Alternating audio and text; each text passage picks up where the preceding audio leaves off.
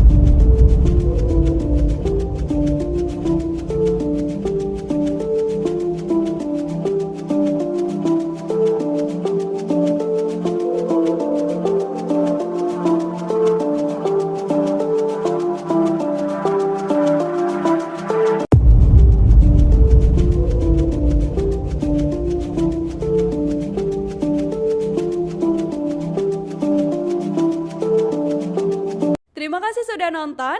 Jangan lupa like, subscribe, dan share ya.